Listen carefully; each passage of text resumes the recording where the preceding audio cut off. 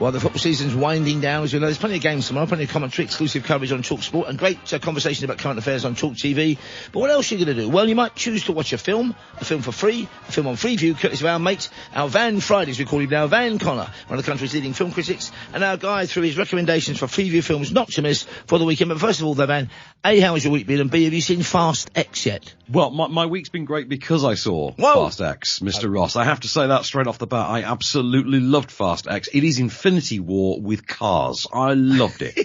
Okay, so we'll hear more about that over the coming days and weeks. But let's start now with your first recommendation, and it's a rather, shall we say, disturbing horror film, like there are any undisturbing. If it's an undisturbing horror film, it's not a horror film, it's a comedy. Well, exactly. And funnily enough, the reason this is on tonight is because the director's third movie opens in cinemas today. It's Beau is Afraid, starring Joaquin Phoenix. But we're talking about his very first one from 2018. It's Hereditary, with Toni Collette, Gabriel Byrne. It's one of the Wolf brothers. I think it's Alex Wolff in this, and a young actress named Millie Shapiro, who just makes an incredible first impression here. And this is about a family who, the grandmother of the family passes away, and her death brings about a series of spooky occurrences that lead to some genuinely traumatizing things that you will see. There's things in here that are going to chill you for years to come. It's a cracking debut for writer-director Ari Aster, who after this goes on, does Midsummer with Florence Pugh, and then obviously his third effort, as we say,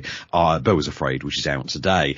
You can see this tonight on Film 4 at 9 o'clock, and I thoroughly recommend you, if you're not out of the cinema seeing Fast X, naturally, watch this. It's awesome.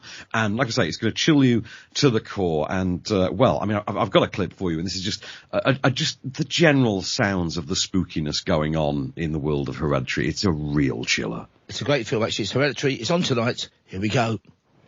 And then she lived in our house at the end before hospice. We weren't even talking before that. I mean, we were, and then we weren't. And then we were. She's completely manipulative, until my husband finally enforced a no-contact rule, which lasted until I got pregnant with my daughter. I didn't let her anywhere near me when I had my son, which is why I gave her my daughter, who she immediately stabbed her hooks into. And I felt guilty again. When she got sick, not that she was really even my mom at the end, and not that she would ever feel guilty about anything. And I just don't want to put any more stress on my family. Oh, it's that rawness and the reality that makes the horrors when they come along, and they do come along, folks, all the more intense. Can I just say very briefly, it's a great recommendation that 11:05 tonight, this was nearly my pick of the night. It's a bit maybe too obscure for some folks. 11:05 tonight, Herc Hervey's, the only film I know where he directed from 1962 called Carnival of Souls.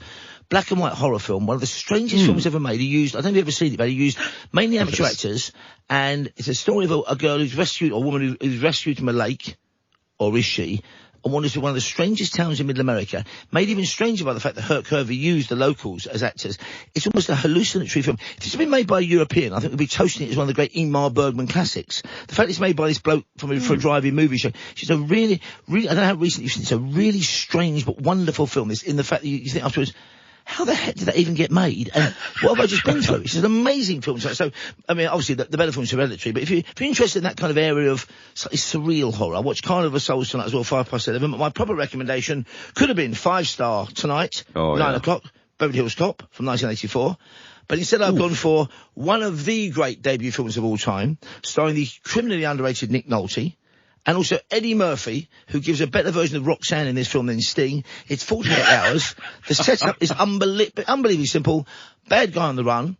We know that Eddie Murphy's character is in prison, could probably help the cop, Nick Nolte, track him down. So they're an unlikely buddy pairing. They are fantastic together. It's one of the funniest, most foul-mouthed, most kind of... along the way, casual violence, punching each other in the face just for no reason at all. It's a great film, some great lines in it. Nick Nolte's never been better. I think he's probably up there. I mean, as a debut, this is an absolute, a stonking start to a great film career. It's on tonight. It's on 11:35 p.m., 25 minutes to midnight. Film 4. I mean, I saw this at the cinema and thought, just being blown away by it, thinking, and we were in the presence then of an incandescent talent. And he made this, he made Beverly Hills Cop. Best Defence wasn't a huge hit with him and Dudley Moore. Then look at Trading Places came along. I mean, he was, as with Jim Carrey's first few big films, he was untouchable around this time, wasn't he, the early 80s? He was the king of comedy and then some. He absolutely was. And the big appeal here was, I think, was Eddie Murphy working with Walter Hill. Yeah. Because this is the movie that starts the buddy cop subgenre. This is where all of our beloved tropes of the buddy. The next film I'm going to talk about would not exist without this movie first. And of course, Walter Hill worked with, I think he wrote a screenplay for Sam Peckinpah, and writing the screenplay, this was Roger Spottiswoode, who owns the direct films, who was an English film editor. So I think Walter Hill, edited films for Peckinpah. Peckinpah, who'd been an editor himself, said, if you want to make a movie, direct one, write a screenplay, which is good advice for probably everybody. So it's one of my favourite films of all time, 11:35 tonight, film 4, 48 hours. Even the fact it's set in a limited time frame makes it brilliant. And here's the trailer. They've got 2 killers to track down. Toss me that piece, and he won't waste him. They've got a kidnapping going down. I want the money. I don't know what you're talking about. I want that Indian to snap her neck. They've got a fortune to hunt down. I want to know what's going on between you and Gans. $500,000. And it's all coming down in 48 hours. But I gave you 48 hours to come up with something, and the clock's running. This guy got a real itchy trigger finger and he's a nervous cop. You better listen to him. You get your brain blown out. I'm the calm type.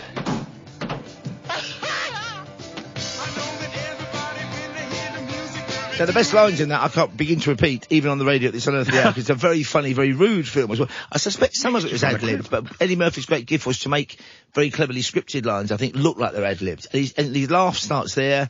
He's just wonderful in that film. And Nick Nolte is perfect in it as well. So that's my recommendation, my first one. Meanwhile, the second one from you say, would not exist without the first one from me, Van Connor. Symbiotic. Exactly. Without 48 hours setting the template for the buddy cop genre, Bad Boys would not exist as a film franchise. And of course, Saturday night on Channel 4 sees the airing of the third installment, Bad Boys for Life. It's on at 9 o'clock on Saturday night. It's the perfect sort of Saturday night beer and pizza action flick. It's the reunion of Will Smith and Martin Lawrence as Mike Lowry. And because you've got to say it that way, Mike Lowry is how you say it, because that's how Martin Lawrence pronounces it. And Marcus Burnett. And the idea is you've got Will Smith is, the rich single guy who's the cop, and then you've got Martin Lawrence's character who's the family man, the more regular family man, even though he lives in a mansion inexplicably for no apparent reason.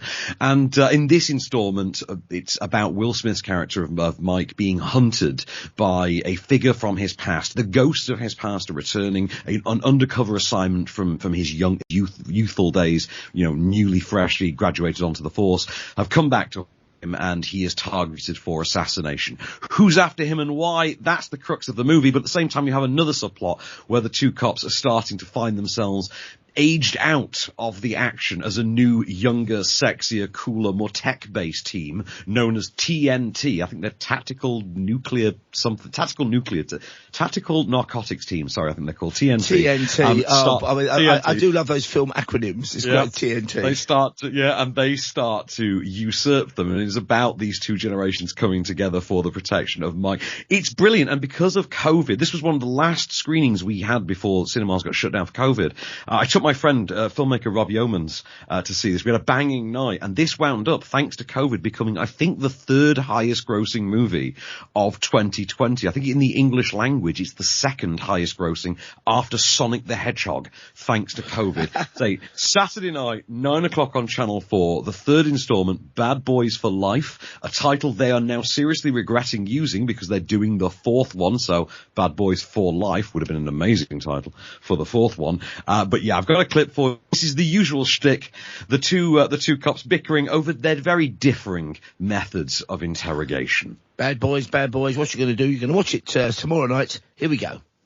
So we just going to do a knock and talk. What? Hey, look, all our lives we've been bad boys, all right? Now it's time to be good men. Who in the hell want to sing that song? Good man, what you gonna do? Well, maybe if you sing the song like you meant it, it'll catch on. No. Knock and talk. Yeah, knock, knock. Why did you get down? I need you on your knees with your hands behind your head right now.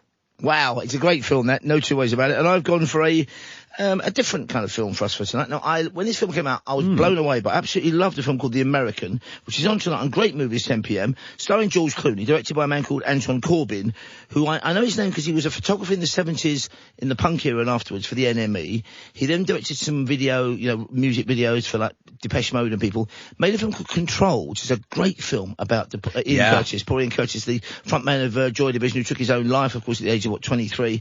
And then this came along. It's a very cold, chilly, in fact, European-looking thriller, which is obviously intentional because it's set in Europe, but it's about an American, George Clooney, who is charming, handsome, distinguished, like me and Van Connor, but he's also an incredibly efficient assassin and quartermaster, makes weapons.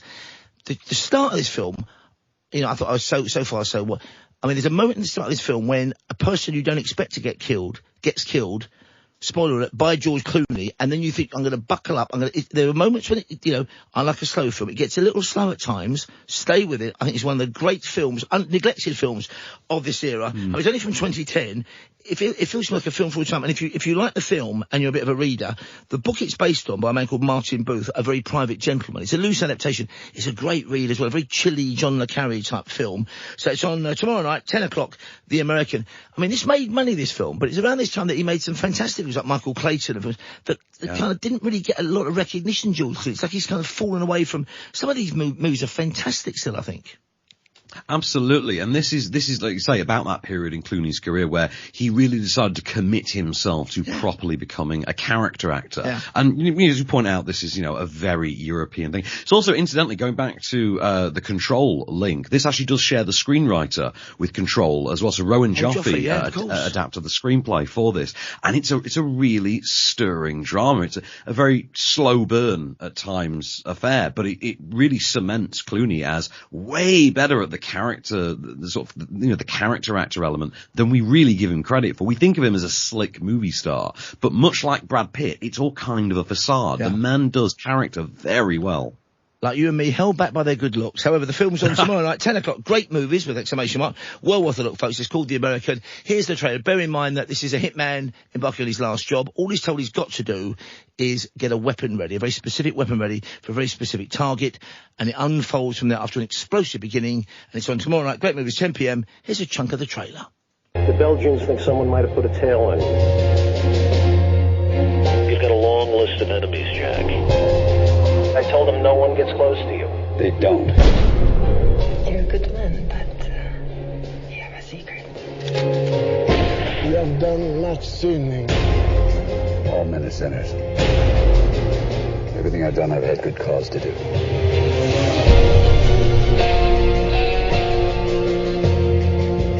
I can't stay forever. Take me with you. A man can be rich if he has God in his heart. I don't think God's very interested in me, Father. Isn't that a great line? I don't think God's very interested in me, Father. Also, I've forgotten the soundtrack, which is great. It even sounds like a 60s Antonioni film, doesn't it? It sounds like something kind of arty from the 60s, with added hitman and assembling weapons type footage. Now, my final recommendation gives me the chance to mention at long last a neglected channel, shame on you, Van Connor, and I've done it as well, called Legend, which is a Freeview channel 148. It's on Virgin 149. In fact, it's a Sky 148, Virgin 149, Freeview as well 41, called Legend. And Sunday night, they've got one of the great scene-raising performances of all time from Christopher Lee. He plays a goodie in this. He's not Dracula. He's not Frankenstein's monster. He plays a very posh aristocrat who's aware of Satan in our midst, based on a Dennis Wheatley best-selling schlockbuster from the 1920s called The Devil Rides Out. And it is Hammer at its hammiest, but also I think at its best. Terence Fisher's finest film, I think, the great director who made the Dracula reinventions with Christopher Lee and the Frankenstein films. You might think a jobbing director, but no, this film is beautifully saturated colours. Christopher Lee's fantastic in it, and he's the perfect person. If anyone's going to take on Satan or Mephistopheles, it's going to be Christopher Lee, isn't it? I mean, he's like 8 foot tall from a special forces guy, in the British Armed Forces in the Second World War, Christopher Lee. An amazing character, an amazing life. Brilliant. And the film is, yes, it's cheesy horror, and yes, it's not particularly frightening, but it's got a real atmosphere to it, a bit like the Roger Corman films from a little earlier. From 1968, it's The Devil Rides Out. As I said, it's on Legend, 9 o'clock, Sunday night. At the very least, make sure, look at Legend in the listing, because they've got some interesting films on it, and the sequel is a bit more 70s exploitational to The Devil a Daughter. But this film, I think, is almost for me the acme of Hammer horror, because there's no nod to anything else. It's very British, this isn't it? It's about aristocracy, devil worship. Charles Gray, who I think played Blofeld in one of the Bond films, is fantastic as the arch-Satanist with the curly eyebrows. And when the devil finally appears for once, or one of the devils, he's not a letdown, I didn't think. Have you seen this film recently at all, Van? This one, it's a cracking old movie, this. I have, and I'm going to link this to a bit of sadness. First of all, I will say the screenplay for this, interestingly, is from Richard Matheson, as in I Am Legend, Richard Matheson. And The Incredible Shrinking Man he wrote, didn't he? As well, The Incredible Shrinking Man he wrote as well, I think. It did, and I was shown this by a mutual friend of ours who passed away this week. Yeah, it's very sad. And who wrote many books on horror films in the 70s, and this features very prominently among them. So the late, great Alan Frank introduced me to this film about 10 years ago now, and it is a banger. I absolutely love The Devil. And I'm partly choosing it in honour and memory of my mate Alan Frank. If you buy any of Alan's books, and they're well worth getting, these encyclopedias of horror, look out for a film that he really rates called The Flea Pit. Read The Flea Pit, about The Flea Pit. It's a great film, and then try and find it. And it's Alan's practical joke on everybody. The film was never made. I think it's an homage to all the hours he spent in dodgy old cinemas acquiring all this knowledge. So, in memory of the great Alan Frank, and love to his daughters, of course, it is on Sunday night. It's on at 9 o'clock. It's on Legend, which is Virgin 149, Sky 148, Freeview Channel 41 from 1968. Be afraid. Be very afraid. Satan's coming back. Slipping away. The Devil Rides Out. From bestseller author Dennis Wheatley's famous novel fills the screen with a special kind of visual terror. On your feet quickly! Back to back! Join hands! You will hear his evil. You will feel his evil. You will see his evil.